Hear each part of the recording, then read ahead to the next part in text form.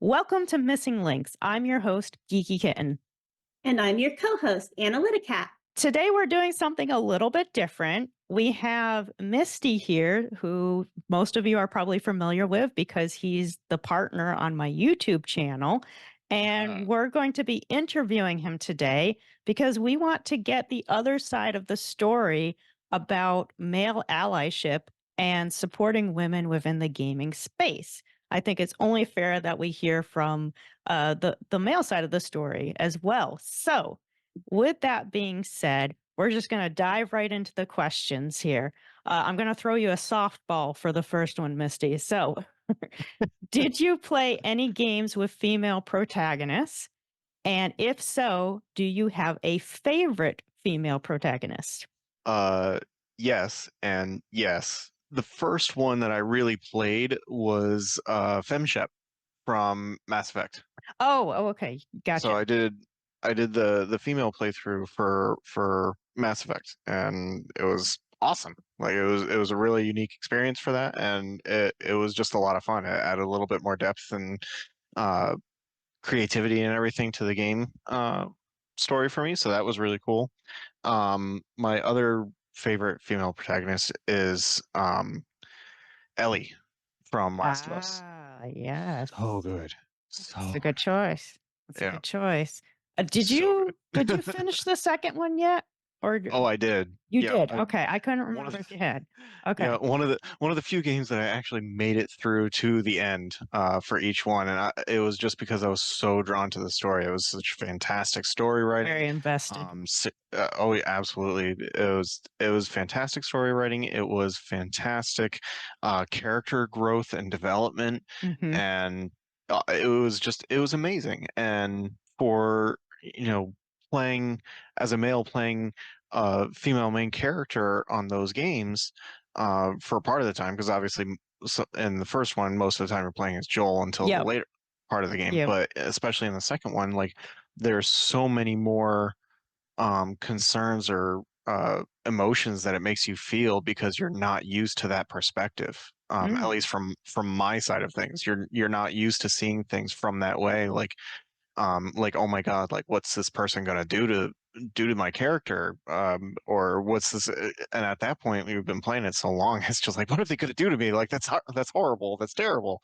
um Interesting. So, and you actually play as 2 female characters in The Last of Us because 'cause you're yep. split between Ellie and Abby, 2 very different characters, but both Yes. women.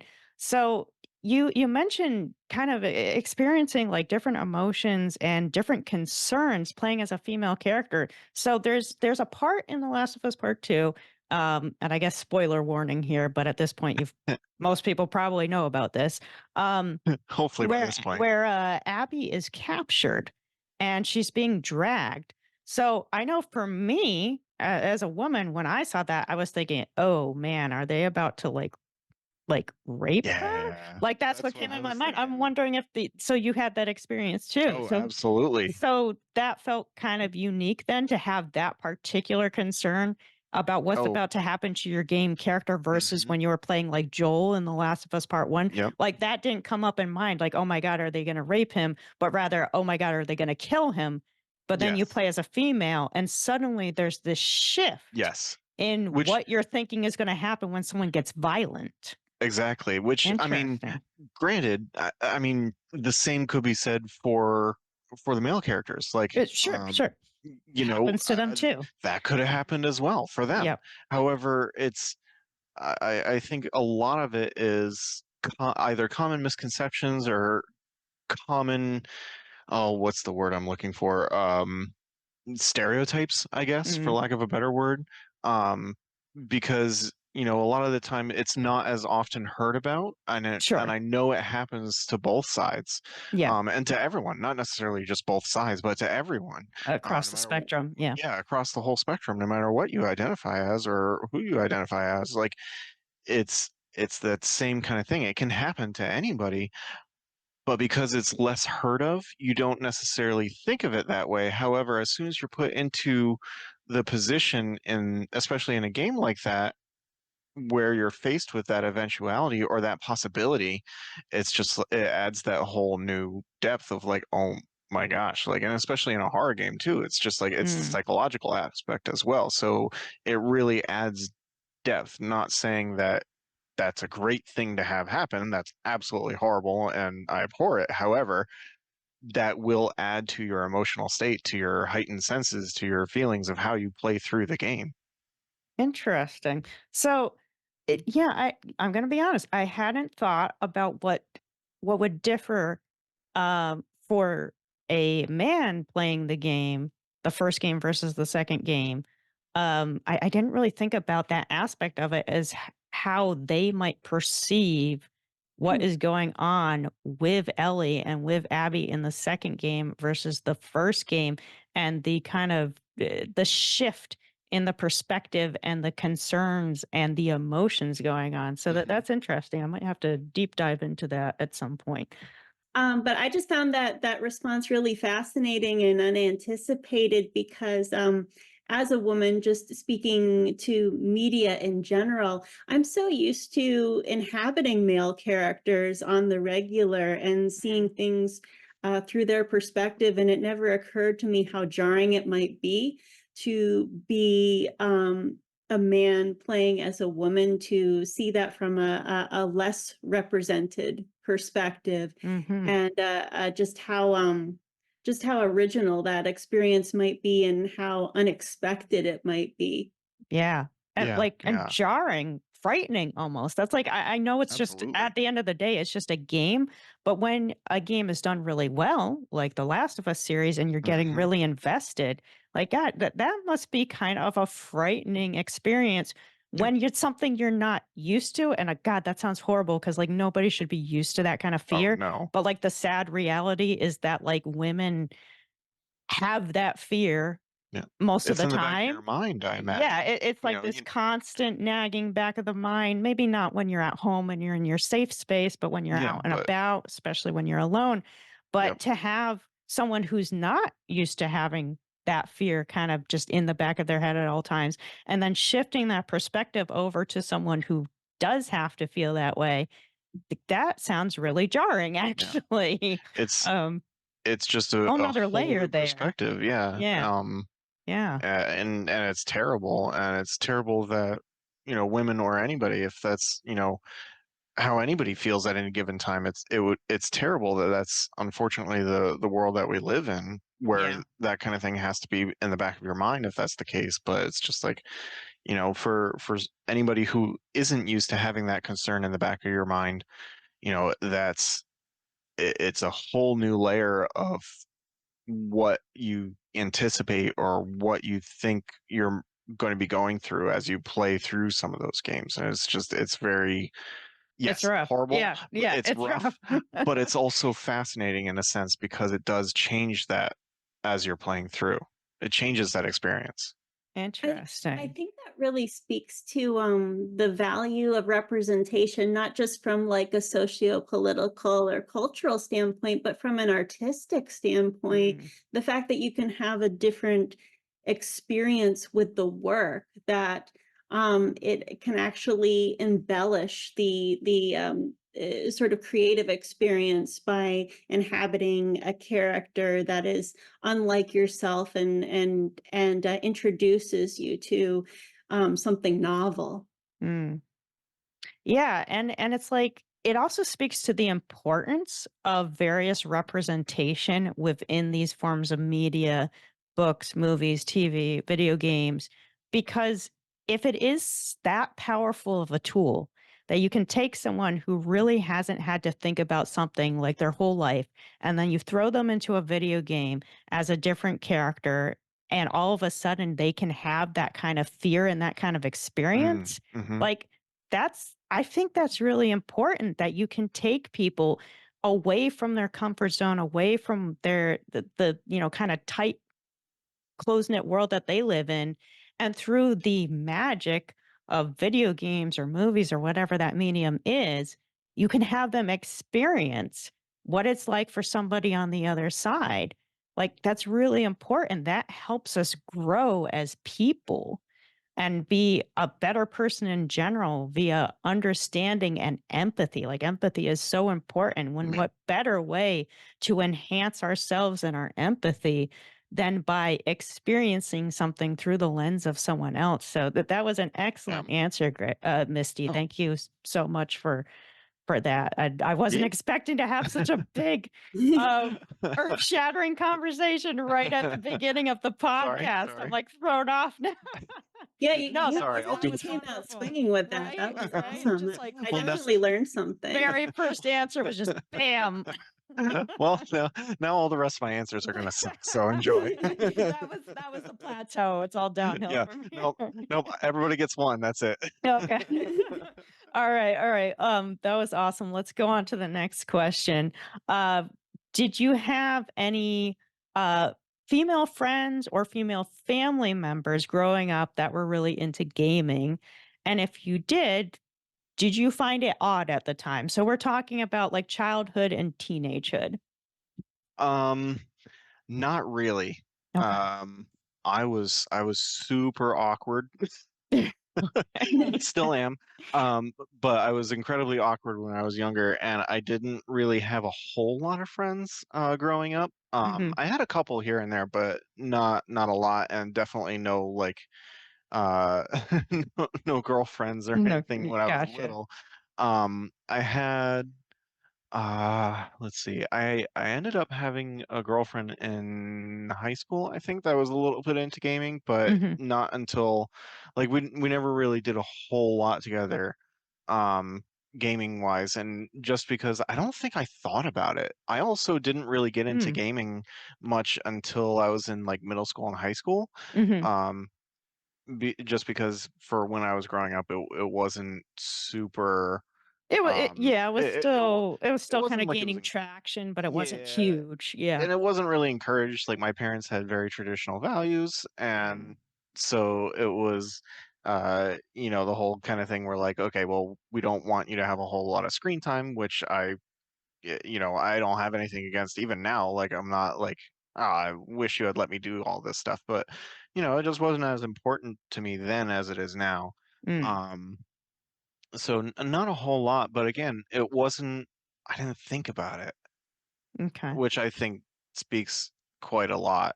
Because granted, I wasn't really in that world a lot when I was younger. Mhm. And when I did get introduced to it, it was only guys. Mm, It was only okay. only the boys in my classes or only my guy friends. It was that was it. Like it wasn't like, oh well, we should invite her to join us as well. She might enjoy it a lot. I Okay. think when I was growing up, guys were more outspoken about it. So Mhm. from what I from what I remember anyway, I feel like guys were more outspoken about enjoying or playing games of any sort like that, whether tabletop or video games or anything. Mhm. And I don't think it was as encouraged Yeah. for women because I mean I have a sister and Mhm. she's an older sister, but it wasn't. She was definitely not interested in any of that. Gotcha. So it was like, you know, yeah, I don't think it really came up a whole lot. Mm, okay. Interesting. And I think I feel like if we interviewed, a group of like 500 men or something, that a lot of the responses would probably be similar where it's like, yeah, that just didn't really come up a lot. I Yeah. had a group of guy friends and, we'd hang out together playing D&D or, Diablo or whatever was big at the Right. time. LAN parties, stuff like that. But like Yep. there probably wouldn't be the thought in a lot of those guys' heads at the time and at a younger age that like, oh, what about Marissa? I'm just making up a name. Mhm. Marissa might be into this. Why don't we invite her? Or why don't we invite Kaylee or something? Like, I don't feel like there would be a whole lot of that like background thought, like, oh, what about this female friend? Should Yeah. we invite her? What if this is something she would actually enjoy? Because unless the female friend actually came out and said, "Oh, I like that too. Can I join?" Like, I don't think anyone would have had like the foresight to actually make the introduction to begin with. Like, Yeah, I don't think guys so at the either. time, and not saying all of them, but generally guys at the time, they didn't really have the motivation, the inclination, or anything like that to say, "Hey, friend that happens to be a girl, do you think you would like this? Do you want to check it out? Do you want to join us?" Like that just wasn't really going on. Yeah. The girls had to make it known that this Mhm. was something they were interested in to even get an invitation. And then even sometimes when they made it known, they weren't getting invitations. Well, So and that's the other part of it too. So, like, for any of the women, I feel like that could have been interested, that would have had a great time, who I would have had a great time playing those games with. There's also that stigma of like, oh, well, I like games. right, And if, for a girl to come out saying like, oh, I like games, well, okay, great. Well, but you're a girl, you right. know? So why? Like at that time, I'm obviously not saying that I think Yeah, that no, way no, now. Like, I know. but at that time, it was like, oh, but you're a girl. Like, I don't want to play that with you, or like, I feel weird playing that with you because Mm, I feel like I can't have as much fun, as horrible right. as that sounds at that Right. time. Um, so I don't know. It's weird. Kids are weird. Yeah, that is very true. That is very I true. But they're also very much sponges, so they are Oh, soaking up what's very true. around them, you know? So Absolutely. I was just gonna say, and I'm probably gonna date us myself and Geeky Kitten. I'm gonna really date us with this observation, but growing up like you in a very culturally traditional background, there was just a ton of gender segregation. The gender binary was very, very limiting socially. yeah. Boys and girls, they fell into these archetypes and there just wasn't a lot of crossover. You didn't feel like as a girl um that you could, be a particularly outspoken about your more stereotypically masculine interests, and there really was a kind of culture of no girls allowed in those Mhm. spaces. So Mm, it was unlikely that you would even try to infiltrate those spaces or try to socialize platonically with boys. yeah. Yeah. No, that's true. Thinking back to our childhood, like I was someone who was interested in gaming rather early in my life. But because I was a girl and gaming wasn't really marketed for girls yet, or even that closely associated with girls yet, um, I always hesitated when I found out that, another friend was a gamer or was interested in gaming. I was very kind of quiet about those interests. Now that did shift over time. And, by the time I became, like mid teenager, 15, 16, I was a lot more open about that stuff. And at that point, I, happened to meet guys who were into it, who were at least open to the idea that, oh, girls might enjoy this too. So that was good. But as a younger person, like say 9, 10, 11, 12 or so, um, I was very kind of shy and quiet about the fact that, hey, I actually would like to participate in this too. Now, I do remember, Anna Little Cat, that we had some female friends when we were quite young who had some older gaming systems like the Sega Genesis. And we would sometimes play stuff over at their house. But in that situation, it was all girls. It was me, it was you, and two of our girlfriends. That was it. There were no guys involved. So that might have made it a lot easier to be upfront that, like, that Mm, looks interesting. Can I try?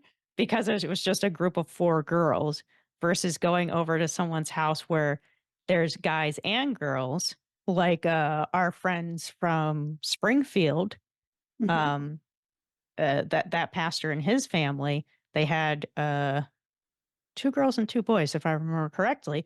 So, like, that was kind of a different dynamic, and it was harder to, kind of ingratiate yourself, if you would, to the guys to be like, "Can I try that gaming system?"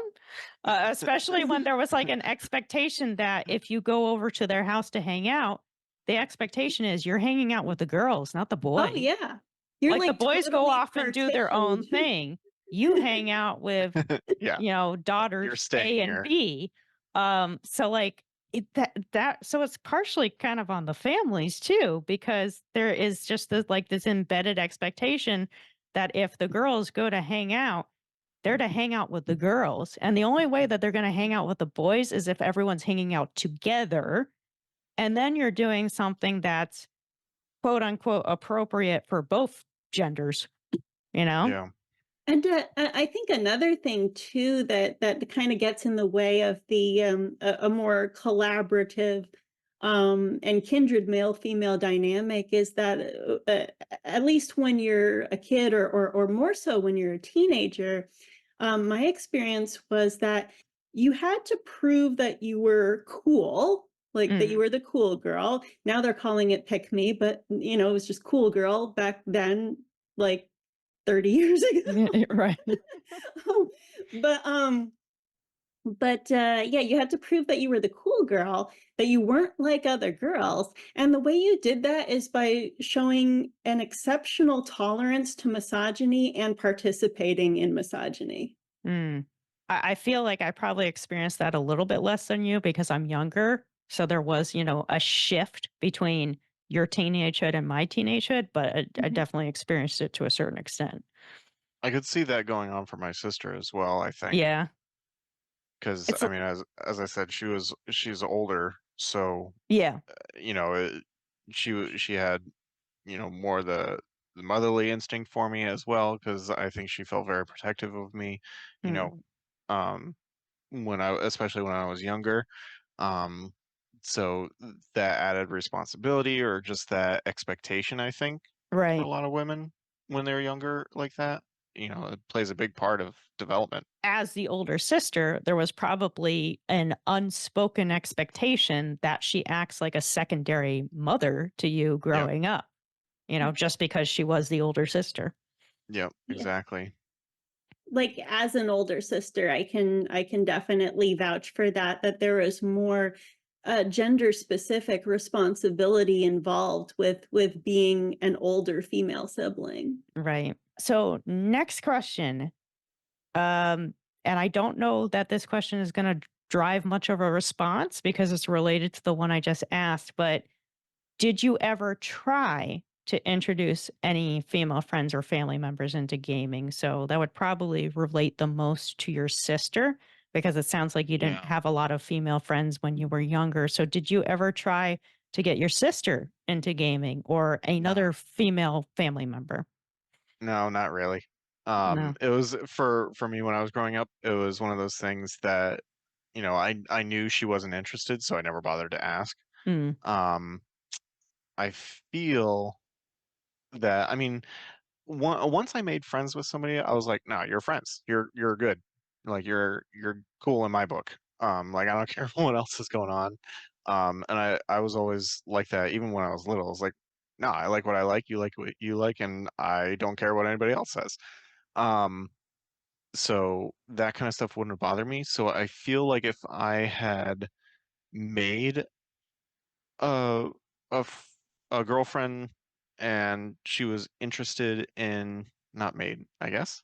That sounds weird. But if I had a friend who was a yeah. girl, um, and I discovered that she was interested in gaming, I would have been like, "Well, heck yeah, let's play. Like, Right. let's do stuff. Like, If that what had what come kind of things do about. you like?" Yeah, if that had come about, I feel like I would have encouraged it for sure.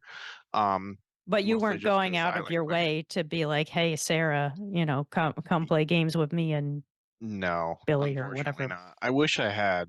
I really do. I wish I had. Because I feel like that I would have had a lot more fun when Oh, I was would little. have had a better time. Um, But yeah. there was no I, encouragement of it, though, no, to keep in no. mind. Like, nobody was saying, "Hey, Misty, make sure you invite Sarah to that, LAN party you're about to have," or, Right? "Hey, did you remember that's, Marissa, said that she might be interested in this?" Like, nobody was, Yeah. giving you that little push in the right direction to kinda remind you that, "Oh, girls might be interested in this too." Or that friend I Exactly. have that also happens to be a girl, maybe I should try to include her in this kind of activity.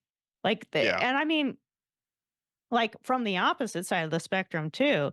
Like Analyticat and I, like, it's not like we were getting encouraged from our family members to be like, why don't you ask Timmy to, to play his PlayStation with him? Why don't Yeah. you ask him if you can borrow his Game Boy, or why don't, like, it's not like we were getting encouragement either to try to get into these things, to try Yeah. to reach out across the aisle, so to speak, and be like, "Hey, can I try that? Hey, let me have a turn." Hey, like that wasn't happening on our end either.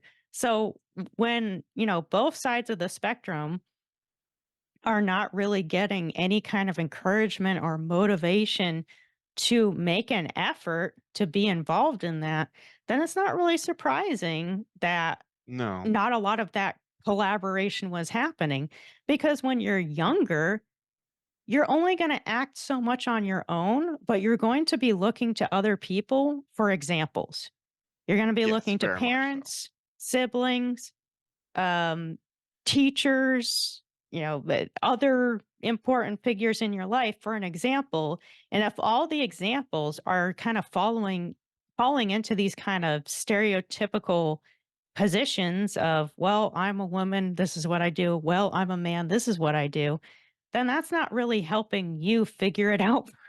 You figure out No. how to be more inclusive in your activities, So, unfortunately, the answer is not surprising Yeah. due to But that. I think also a lot of it is just because look at what was available previously to our parents. True. True. I mean, This was new to they them. might I mean, a lot of that stuff was new. I Yeah. mean, if you think about it, So it's how do only you been even about like what, navigate that? 50, 60 years or so, maybe 70 at most, Right. where games have really, started to come about, or even, within the past 30-ish years or so, where games have come to the forefront more. Right. I mean, Right. who knows? A lot of times they might have reacted to something with fear because they didn't understand it or they Right. didn't want to understand it. So they didn't want to offer it to their kids as something to do because They didn't they even didn't get it know. themselves. They didn't Yeah. yeah, they didn't get it. They didn't understand. They didn't want to, have their children involved with something they didn't understand. So it's that comfort zone. It's, what are What we am I familiar with? familiar And with? that's Yeah. I feel like that's more of like a case study kind of like at that point where it's like, what do you actually go in to allow your kids to do? Is that only based off of your own experiences as a child or as Right. you were growing up, or are you allowing them, you might be super scared about it or you might be unsure about it, but are you allowing them the opportunities to go and do things that you would normally have nothing else to do? Or Mm, are you going to learn about something first before going to allow them to do something right. or What's that encouraging them to approach? do something? Like, what approach do you have to parenting? Because I think that speaks a whole volume as well. Mm. Yeah. No, that's like, I guess that could be its whole own conversation about like the dynamics of parenting and how that influences people as a gamer, or people who might have been gamers who ended up turning away from it. Yeah, that's a Right? whole another conversation. Yeah. And something that seems to recur over and over again that I think definitely impacts kids and the sort of media they have exposure to um, in terms of parental censorship is this satanic panic, Mm, Hmm. mhm. which affected Dungeons and Dragons and affected, stuff like Ouija and affected, I think some video games like Diablo, didn't Yeah, it? And Oh, yeah, yeah, yeah, so yeah, yeah. It definitely had an impact on video very games much too. so. I think D&D got hit the hardest though. I think so. And I think that was just because it was more accessible. It wasn't Right, because I mean games at the time was super expensive. right, Whereas right. you buy a, $10 board game or a $10 box set of, whatever To whatever the get started D&D with book D&D, to and get, yeah, yeah, like that's yeah, completely different, I think. yeah. Um, so I Most of think it that just just required got paper. exactly Paper and like dice, yep. I think that's why that got hit as bad as it did was because it was just more accessible. Yeah, yeah, more people could participate. okay, so now that we've done the softball questions, let's get the scoop on some more serious issues. Um, do male allies, do you think, receive pushback from the manosphere when they stand up for women in the gaming space? Good I question. think it Kind of a tough one really, though. yeah, a little bit. I think it really depends on the game, as weird as Hmm, that sounds. interesting. Okay, let's hear more on that. So, I mean, you have things like Halo, things like Destiny, League of Legends, Hmm. anything along those lines. You have, obviously there's a diverse fan base, of course. Sure. Um, and I feel like everybody should be able to play whatever the heck they want to play. Like, who Hmm. cares? Like, you enjoy what you enjoy. I've always held true to that for as long as I can remember. Um, but then for some people who are not as open-minded, I feel, that's an invasion of their personal space. That's an invasion of their um, uh, sanctuary, I guess, Like for their lack of a better. community almost. Yeah, like that's their community, and you don't belong to it, or something along those lines. And which, in a way, I can understand. Not that I agree with it, but I can understand the thinking at the very least. But at the same time, I feel like but it's everybody. Like It's there for those are games. everybody. It's there for everybody. Those are games for everybody. So, but because we have people that are like that, in whatever game they're playing, I feel that you can see a lot more reflected in what people are kind of more tolerant of than not in those spaces. So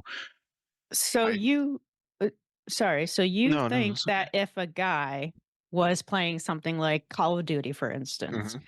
um, so an FPS, so if a guy was playing Call of Duty and his friend Sarah was playing with him, Hmm. and Sarah started getting some harassment from, other guys on the game, Yep. do you think he would get harassed in response to standing up for her and being like, "What the heck, man?" Like, "Why Oh, are you absolutely. treating her poorly, or why are you talking to her like that?"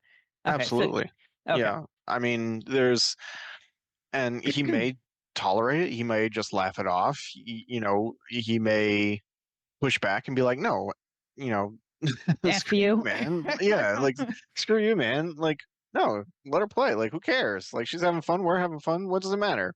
Right. Um, that would be the best outcome, but, he might not, depending on how he feels or if he's trying to impress anybody himself. Like, it's all, Maslow's hierarchy of needs, it's psychology at that point, Mm, mhm. and it's what people feel safe and what people feel comfortable with, or if they feel like they have something to prove, they're going to tend towards whatever feeling their initial reaction is going to gear towards. So that brings up another kinda interesting branch off of that then. You talk about the psychology behind it, which you're absolutely right, there is a psychology behind it.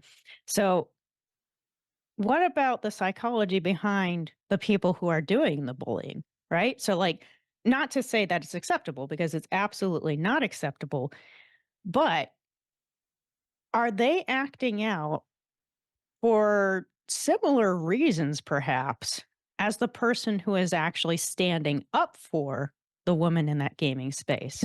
So obviously, it's coming from like a different Yes, direction, but like I feel like there's kind of a connection between it's why the guy is standing up for the girl and yep, why the guy is bullying the girl. yep.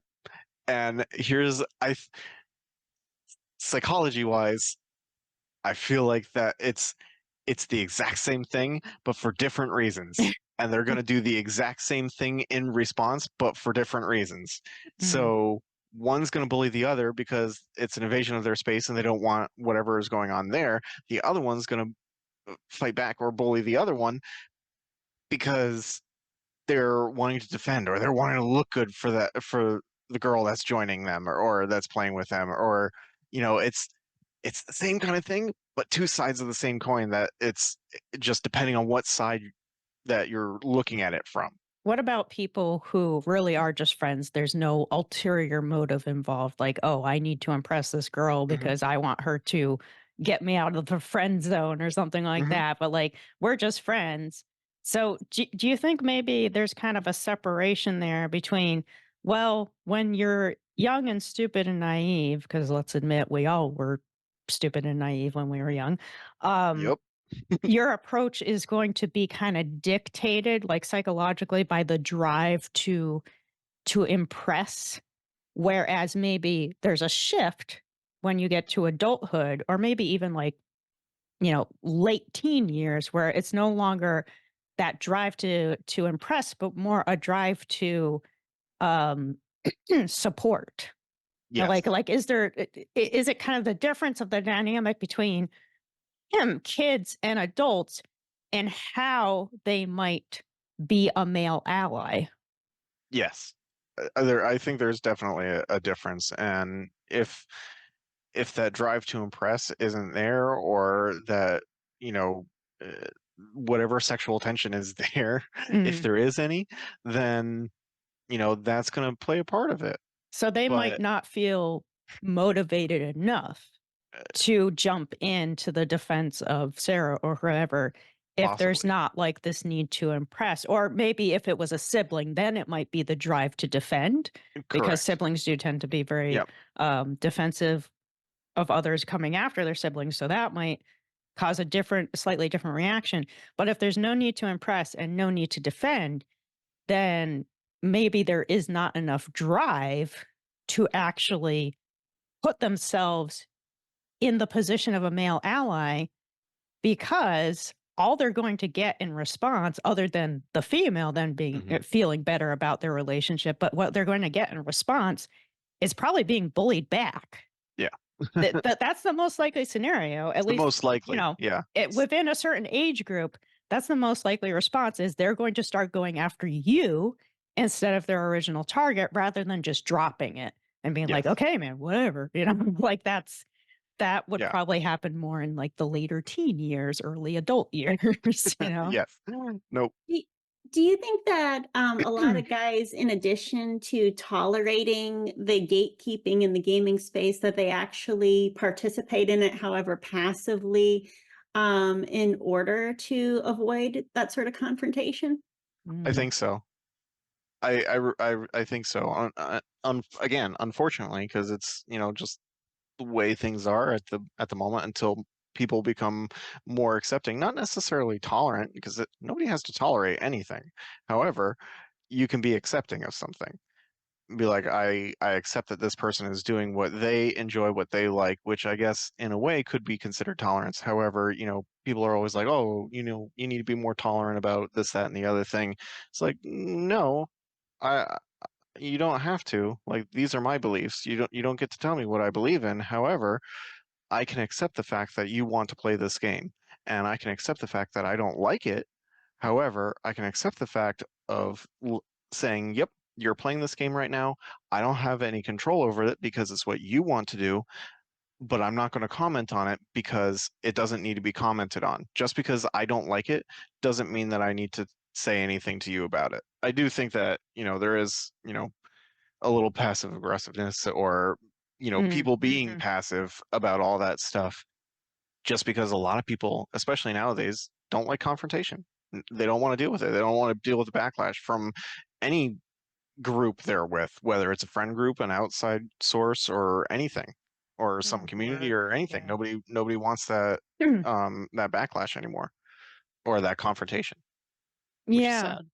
No, That's that's a true. good point. Confrontation, is kind of at the heart of it, right? Because if you decide to act in that male allyship way, you Hmm. have, well, put a target on your back, Yep. which kind of leads into the next question there. Well, if you think about it too, everyone has these silos that they end up being filtered into through the algorithm, and an echo chamber is a kind of psychological sanctum sanctorum in itself. Mm-hmm. Do you think male allies ever receive pushback from women because female gamers might misconstrue support for paternalistic behavior? I think so. I think it goes both ways. Um, I think in some cases, not all, but I think in some cases, um, women might push back against the men in the community for whatever they're doing for almost the exact same reasons. It's either insecurity, it's either a feeling of insecurity, or a feeling that, no, I belong in this space too. You need to let me through to this space.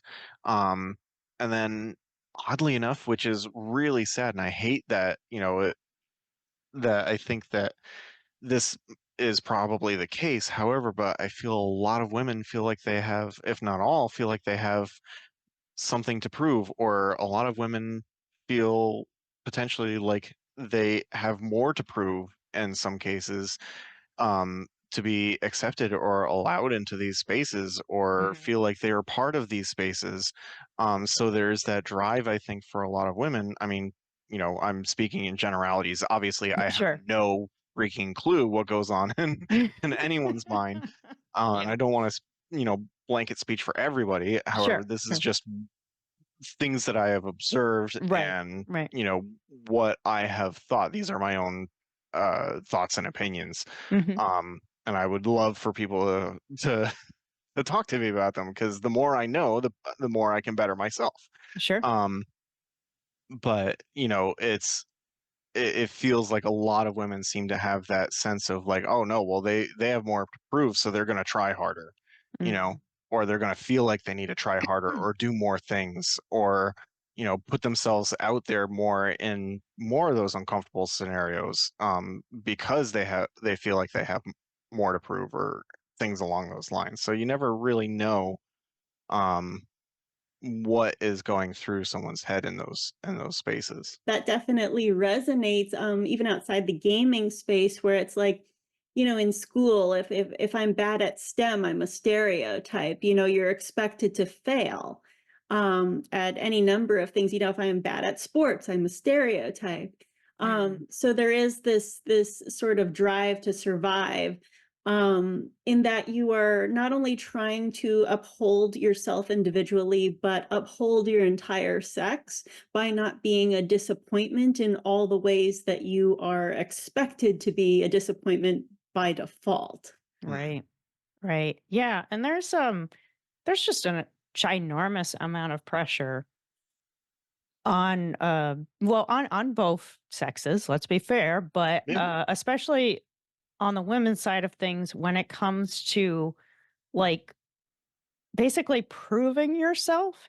Yep. They're just and obviously I don't buy into any of that because it's a bunch of hooey, but Yeah. like there's just seems to be this expectation that if you are a woman, then within the school space, within the workspace, within the gaming space, basically within any space, you should work harder to prove that you are talented or smart or one of those things.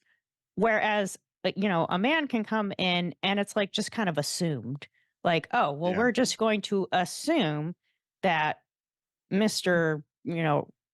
Smith, who came in for this director position, is qualified for it and smart and is going to do a good job. Whereas Mrs. Smith came in and we wanted to see a whole lot more evidence on that resume, on that cover letter, in the interview. Maybe we even did an extra interview to make sure that she was qualified and smart and could do this job.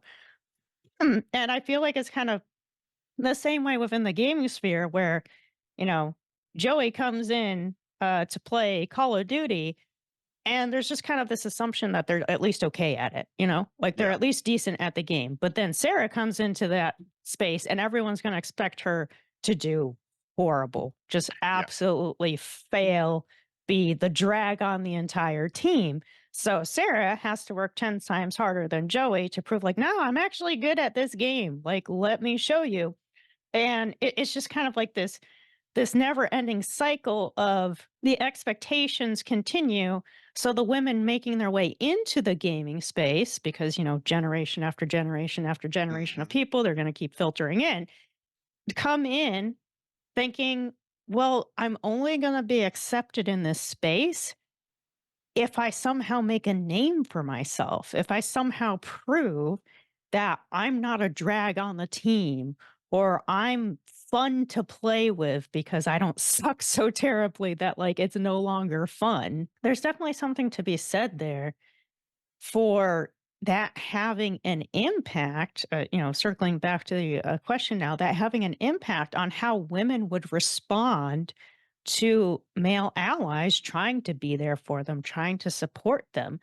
You know, that support may not feel all that inviting to people who are so used to having to prove themselves. In fact, it may feel passive aggressive and it may feel patronizing. Like, "Oh, you're giving me a pat on the back like, 'Hey, good job.'" And you genuinely mean it. But Sarah turns around and is like, WTF? You Yeah. didn't think I could do it? Like, like it just Why? it just like really changes that dynamic from like, no, I legitimately thought you did a good job. I'm giving you real congratulations. But she turns around and thinks that you're just, almost making fun of her, like, oh, Yeah. yeah, good job. You actually managed to make this happen. Like, yeah, just And then it's an unfortunate dynamic there, but it gets perpetuated. It gets perpetuated by the toxicity and this kind of closed gate community aspect of the gaming space. And I feel like the only way for us to really get women to kind of cool their jets a bit on like, no, no, no, not everyone's passive aggressive, not everyone's making fun of you. There are legitimately male allies out there, is to kind of infiltrate like the whole system, really. Like there has to be change at a systemic level yes, to be able to change the behaviors of the people within the system. absolutely. That The was a long-winded response, but No, no, it's true though, because like until like if anybody wants that change to happen, people are going to have to start really really thinking working at it. and working at it. You know, patriarchal societies from Mhm. the Dark Ages Mhm. through medieval, Renaissance, and like all that. Is like it's been the same for For just such a long hundreds and time. thousands of years at this Yeah. point. 2,000 years. It's more or less. It's been like that. So you know, I think it should be changed. I think that mindset needs to change in order for humanity to grow as a society and as a species as well, because we're all Mhm. one species, whether Whether we some like it or people like it not. or not. Like we're all one species. We all occupy the planet. Yep. Like if we want all that to change, we actually have to work at it and we have to Yep. think about it. Like, and we have to start treating everybody like human beings. Yep. Yeah, and I So, like that's kind of the essence of the whole thing is right. If you were to break this all down, this or any related subject to the whole women and men divide, if you were to break it all the way down to the smallest increments, I feel like at the bottom would just be human. yeah, Like that would be it. That would it's be like, the word huh, human. Like, human. oh, we happen to be the same in Yeah, it's many, like, many oh, check this ways. out. Like I think there's just seems to be this disconnect that if you break us all down on like a molecular level, like it's gonna be basically the same damn Right? thing. It really It just is. blows my mind. But you're absolutely right. This is something that has been pervasive for so long. Like it's ingrained, it is deeply embedded in everyone at this point because it's been going on for so long. Making a change like this requires the cooperation of many, many, many Hmm. people, and unfortunately we live in a world where many people are not uh let's say developed enough Yeah. to make those kinds of changes. And then you have people who are, but just are very set in their ways and Yeah. have very strong biases that, they haven't been able to properly cope with. And to those people, I say there's therapy for a reason, Hmm. but, it's really difficult to get past a systemic issue when there are so many people left in that system that don't really see it as an issue. Yeah. So I'm hoping that as the world turns and younger generations are kind of pouring into these spaces and they're coming in with slightly different ideas because their parents had slightly different ideas from their grandparents ideas, that we're kind of filtering out, at least to a certain extent, that rather noisy group that is still very much of the mindset of like boys over here, girls over here. I feel like there is a certain amount that will get better just by aging. Like people are just, and I know that's probably going to sound ageist. Somebody's going to hate at me in the comments now, but like, look, Me. it was, Yeah. you're not that much older. Um, but just by virtue of older generations filtering out of the gaming space, generations that look, it's not all their fault. They grew up in a very different time, okay? Like they grew up in a different time. They had different guidance from their parents, from their families, from their teachers. So like it's not all on them, all right? But as they filter out and as the new generations are filtering in and we're getting like a more healthy mix across the board, I feel like that is going to help generate some change at the systemic level because it is just Yes. very difficult to generate change that deep when you've still got a lot of people that are stuck in a world that doesn't really exist anymore. Yeah. I Yeah. do have to be Mm. a little bit contrary wise here, Okay, that's fair. and just point out that the digital era did seem to usher in a certain amount of intellectual feudalism, where it gave a safe harbor to people who are amenable to some incredibly backwards ideas, Oh, yeah, mm, absolutely. all the way back to the Bronze Age ideas, things that our grandparents would shudder at. This Mhm. is true. Yeah, it should not be ignored that um there are people from newer generations who have found the wonders of the internet, uh, and have been poisoned, um, and to, people even our ages that, uh, are definitely toxic within the gaming space, and maybe it has absolutely nothing to do with their parents or their grandparents. That might just be something they developed on their own. So I don't want to like throw everyone's parents and grandparents under the bus because that's not always the case. It's just that, No. we are creatures of our experiences and our environments and everything. So like you do have to at least take under consideration that some of the people that behave this way, they're doing it because they were exposed to it, Oh, or they're absolutely. doing it because they weren't exposed to the right way to behave, Mhm. you know? I think we can almost regard the more recent generations, the generations of the digital age, to be in as much as we had the silent generation, now we Mm. have the loud generation. We have squeaky wheels that get all the algorithmic grease, and I don't Mhm. think they're in any way representative of the majority. No, I don't Um, think so either, but they're a loud minority.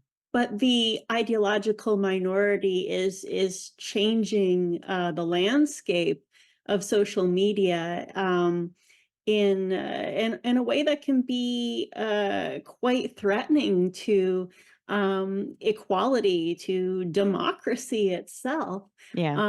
And so I mean, I'm not saying that the way things have been digitized and the new access and exposure we have to different lived experiences isn't a good one. It's phenomenal. We have more information than ever before, not just Mhm. on data in general, but on the human experience, on the LGBTQIA community, Mhm. on communities of color, on indigenous communities. We know more about those experiences now, and that is a means of facilitating empathy, Right. and allyship. But at the same time, it is that squeaky wheel.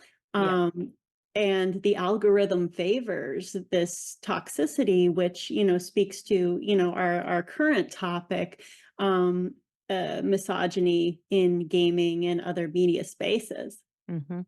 Yeah, absolutely. The 100%. reason that the algorithm favors it is because the algorithm is favoring whatever is getting the most attention because Mhm. that's what the algorithm is supposed to do. The algorithm is representative of the audience. So the algorithm is going to, basically put its claws into anything that is generating a lot of views, a lot of comments, a lot of Mhm. engagement, a lot of watch time. when you're talking about algorithm from the YouTube perspective, which it works similarly on other platforms too, not just YouTube. Mhm. Um, it, it works because it gets people to engage, Yes. unfortunately, negatively and positively. But the thing is, the algorithm only cares so much whether that engagement is negative or positive, and more cares about engagement because it's working off of, does this get people to interact, to view, to watch, to click on, etc. So it doesn't matter if it's a negative or a positive click. It matters that it's a click.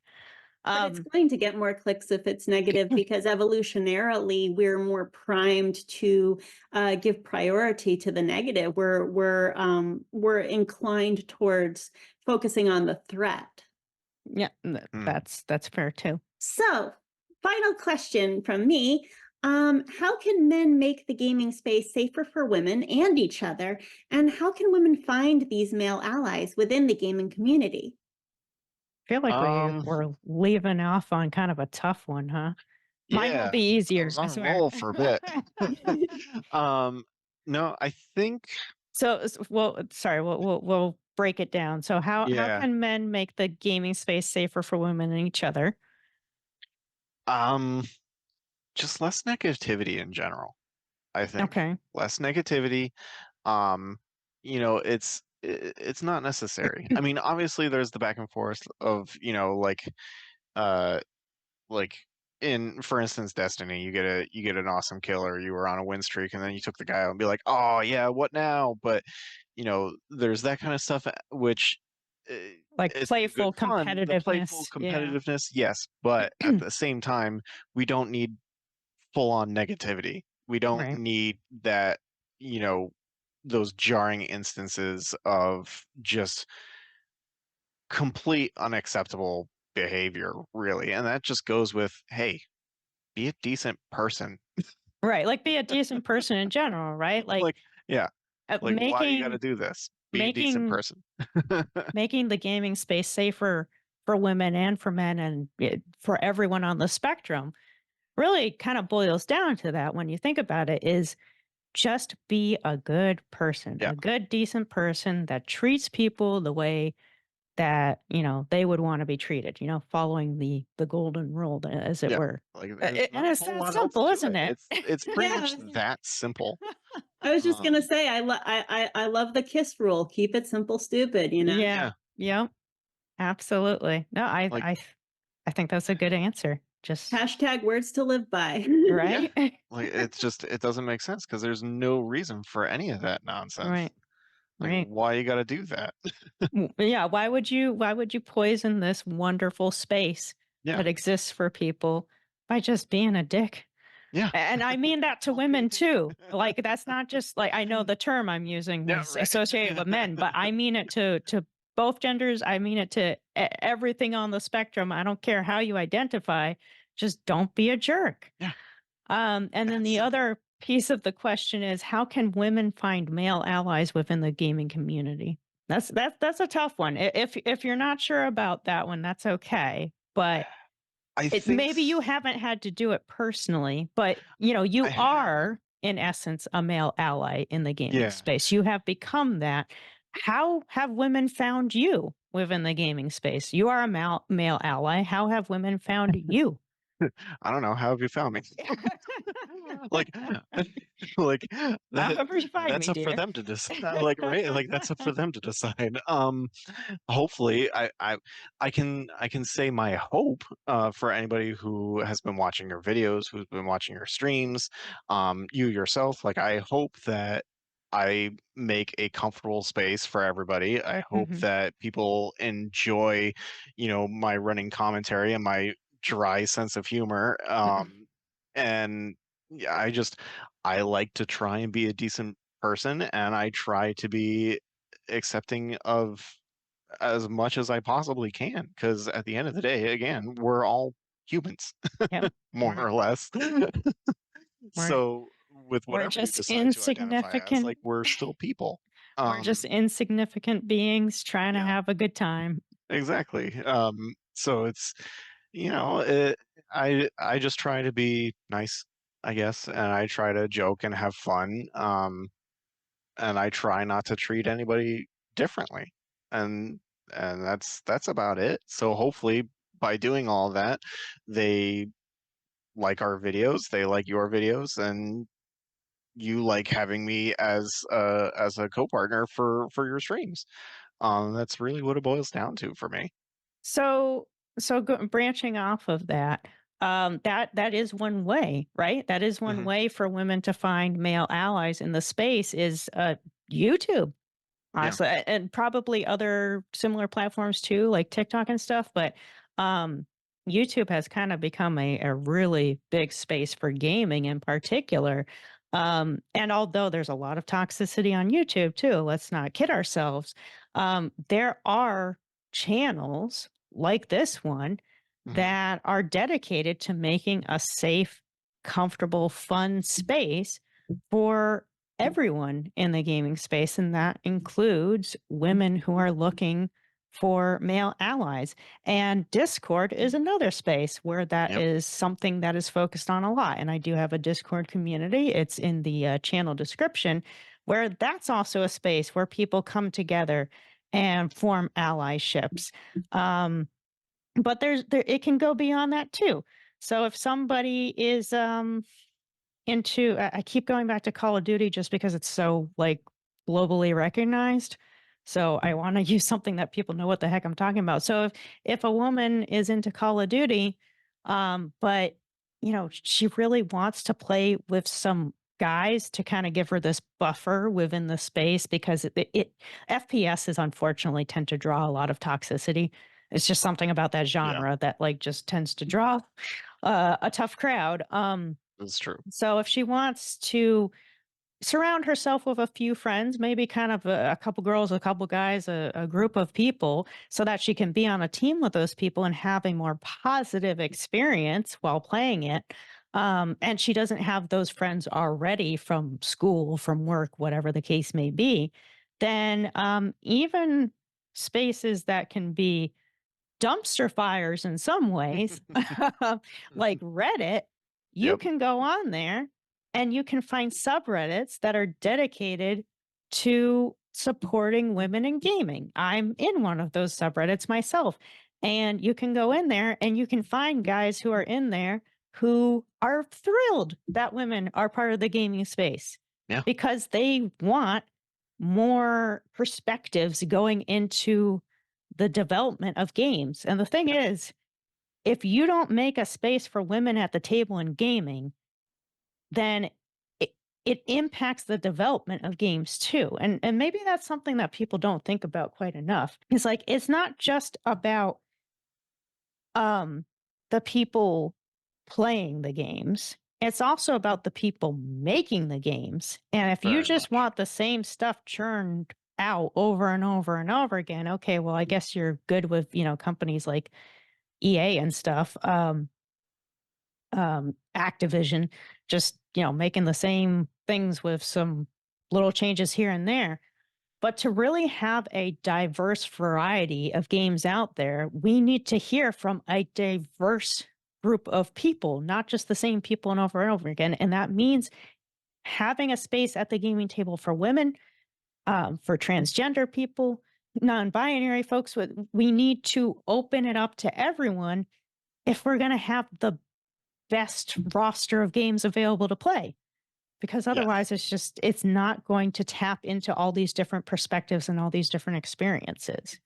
So Absolutely. that's something to think about as well. And that was very long winded. So, did you want to It's add true though. anything to that, in a little kit? I would, concur with that opinion that a diversity of perspectives is absolutely necessary to broadening the creative spectrum. That it's not just about being politically correct. In fact, I would argue that art is never about being politically correct.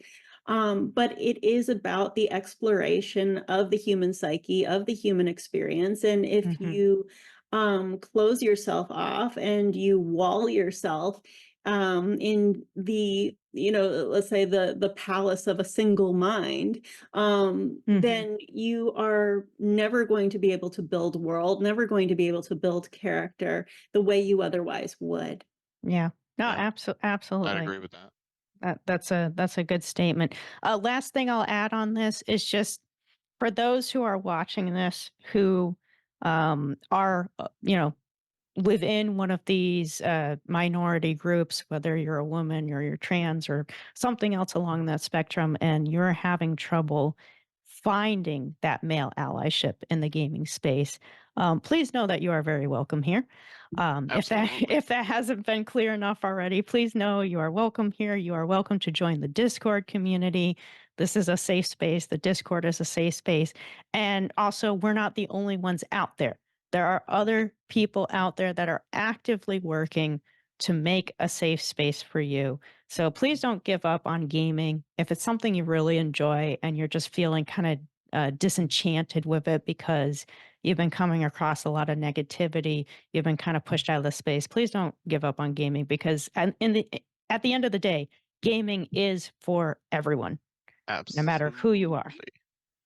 All right, final question here, and we're going back to softball, so you can breathe a Uh-oh. sigh of relief. Uh, are Oh, good, there good. any? True, false, true, false. Give me true, false. No, well, not quite. Are there any women in gaming you regularly follow? This could be a game developer, a voice actor, an artist, a streamer, a YouTuber, just a woman that is involved in the gaming space in some way. Absolutely. Okay. Uh, a lot of the lady streamers that follow you, I ended up subscribing to a lot of their streams, Okay. just Awesome. because, they have great content and they're fun to listen to and fun to watch the games that they play and everything. So thank you to them for all that they do as well, and to you also. Okay. Um, Awesome. for I guess more well-known streamers or anything. I mean, any of the people and ladies, especially on the Critical Role group. I mean, Mm. they are Mhm. fantastic. They do a lot of voice acting in general, anyway, Mhm. and they're good people. Like at their core, they seem to be good people. They seem kind. They seem Genuine. joyful and Yeah. genuine. And no matter who they are portraying in a game, because I mean, for instance, The Last of Us, that game got like the first and the second one, that game got a lot of kickback for a Oh, lot of yeah. things. Especially the Um, second one. Holy especially crap. the second one for all that. And guess what? It's a game. It Yep. is a character that they are portraying. That Yep. does not describe them as a person.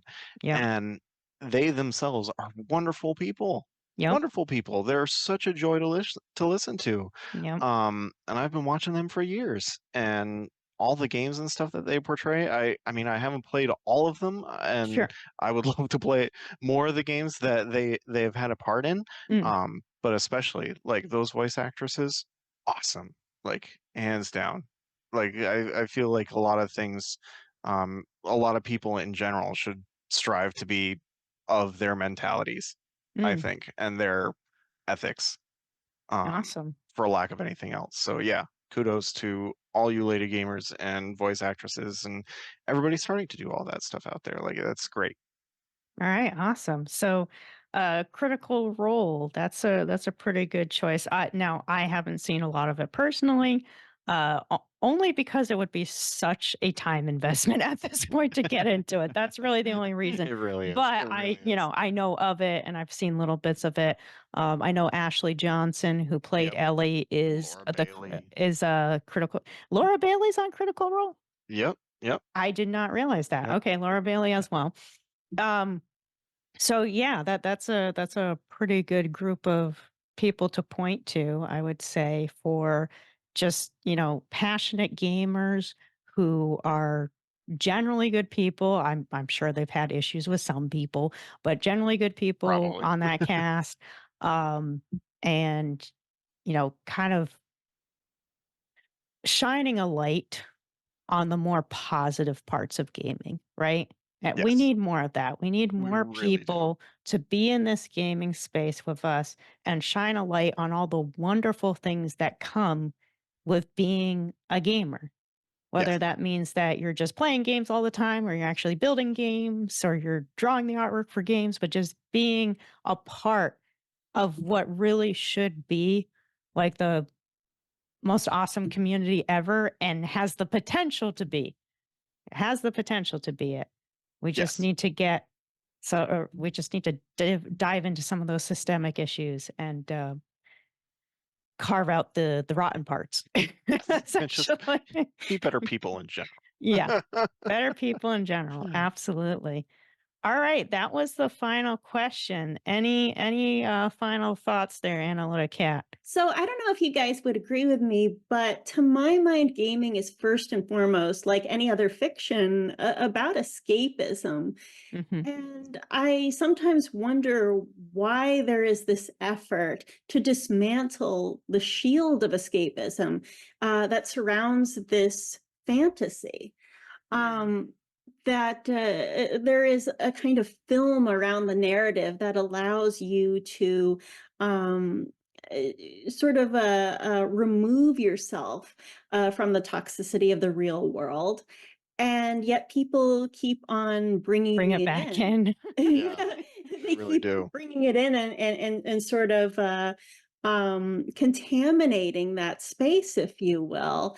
And I just wonder why, if they don't value gaming the same way, um, if they're not getting the same value out of it for some reason, and so they don't have this natural inclination to preserve what is, what makes fiction what it is, what makes it so positive, what makes us as a species storytellers.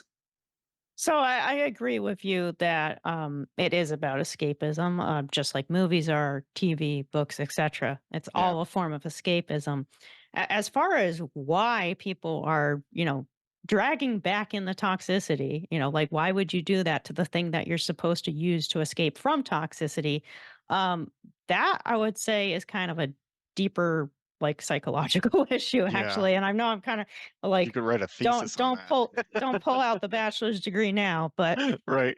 like really like I feel like that is a much deeper seated issue where now you're getting to like an individual level of, well, for one thing, is this the kind of person that thrives on chaos? Because we know there are people out there that they got to have drama no matter what. That is something that like fuels them with energy. If Yeah. they're that kind of person, they might not even believe the crap they're spewing. They're just spewing it because they want the reactions from it. So that's, one possibility. Then there's the people where, well, they may be just reflecting off on other people what they are getting themselves. So the people who are taking all the toxicity and the negativity that's being thrown at them and just projecting it outwards. So they're getting a bunch of crap and they're pushing that crap back on everyone else because they don't know what to do with it. And Yeah. this happens a lot in childhood, unfortunately, because at that point, you're not developed enough to really know how to cope. You don't have the right coping skills yet. You may have never been to a therapist yet either to talk about coping or have done the research to learn about coping. So there's a lot of this projection going on. Like, I can't deal with it. I got to put it somewhere. And it's really easy as a kid to put it off on gaming if gaming is what you're doing with like 50, 60, 70% of your time, which is not unusual for a kid who's also a gamer. So like it's Yeah. gonna come out in that space because that's the space they're in. Um, so there's example two. But then, example three, I guess, would be somebody who has these very deep seated beliefs about what belongs and what doesn't. And it's so deep seated and so ingrained and so critical to them as a person that they feel the need to share it. Like it can't stay within them. It's just so overpowering for them as a person that they've got to get it out there. They have to have their say. So Yeah. it's got to bleed into this fictive landscape because they can't leave their ideology in the locker room They can't and put it away, and that would be yeah. the same thing with like, if that person went to a movie theater and watched, I know this wouldn't be in a movie theater, but, like, that episode of The Last of Us, the HBO series, Uh-huh. where it, Mhm. like, is this whole story between, Bill and Frank, like, that Yep. would be the same person goes to the movie theater, watches that, comes out, and, "Oh, can't believe they did that thing." Yeah. Yeah, like, it's the same kind of person where it's like, it's just so big in comparison with the rest of who they are and their personality that it just overwhelms. It just Yep. takes over the rest of who they are as a person. And I think that's really unfortunate when that happens because like our beliefs are important, but they're not the only thing that we are, you know? Yeah. Like there should be other parts of us and we should be able to have a positive experience, even if we don't agree with every single piece of the experience. We should be able to have a positive experience with a movie, with a TV show, with a book, with a game, and be like, well, I didn't really like this, but I enjoyed the rest of it, Yeah. and it's just like people who have just like this overwhelming belief system that just kind of like encroaches on everything. Like they can't enjoy a thing if any part of it was bad in their opinion. The whole thing is ruined. Yeah. It's like, oh, if I don't agree with one thing, then the rest of it is Yeah, is it's garbage. crap to them. And that's That's that's the sad way of living, isn't it? It really is. that is such a that It's is such depressing. a Hmm. prescient point about how one aspect of identity can completely subsume the rest. I think Mhm. we do see this ideological overwhelm a lot nowadays, and it's sad because this happening in conjunction with the eradication of third spaces, the few places people do have left to congregate and create community, Mhm. they become divisive and divided. Yeah. Yeah. And I mean that this goes back to what you had said earlier about echo chambers. Like this is why it's so important to not just stay within an echo chamber because echo chambers are the best place to get all of that internal dialogue and belief systems to kind of just start growing, growing, growing, growing, and just take over. Yep. Mhm. Like if it didn't already exist within you for other reasons, it's probably going to happen if you only expose yourself in echo chambers. You have to be exposed to other ways of thinking, to other Yep. opinions, to other perspectives. If you just keep yourself closed off in one little space, it's gonna devour you at some Yep. point. And that's how I you know this grow is as a a person too. Right. I know this is a bit of a perhaps a controversial reference at this point, but it reminds me of Harry Potter and the Order of the Phoenix, and Voldemort getting inside Harry's head, and more it's isolating him, it's cutting him off Mm, from his community. right. And Luna Lovegood observes that, well, if I was the Dark Lord, I would want you to think that you were alone. Mm, Yep. mhm. No, that's a Fear really good tactics. comparison to make. Hmm. Absolutely. And a lot of these uh, channels, and I'm using the term channels generally, not like specifically YouTube channels, um, they really prey on people, They use scare tactics, they use scary language, they use dominating language. They do try to make you feel alone, cut off, misunderstood. I guess there was kind of some deeper things going on in that statement from Luna, huh? I didn't really think about it when I was reading it at the time, which was many years ago now. Um, but yeah, there's kind of like there's a deeper meaning going on under there of like, yeah, this is a thing that is happening all over the place, and it's not always a big bad villain who's doing it either. Yeah. It Sometimes doesn't it doesn't have to be a Voldemort, it can be a parent, it can be a colleague, it can be a teacher, it can be a mentor, it can be a Could be friend, like anyone. or well, someone you think is a friend. It's all over the place, unfortunately. Hmm. Um and when we're kids and teens, we are that much more vulnerable to it. Agreed. So unfortunately, they are preyed on a lot in this kind of way because adults know how vulnerable kids and teens are to being influenced from external sources. As adults, we typically have a little more experience and know how to, navigate away from that stuff. But like, look, there are marginalized adults too. There are adults that have, different disorders and stuff or things that would make them more vulnerable to this kind of thing. So which they is get actually caught in the web all the time. All right, so that was our final question. Thank you so much, Misty, for coming on with us and doing this interview. I know it was kind of a long one.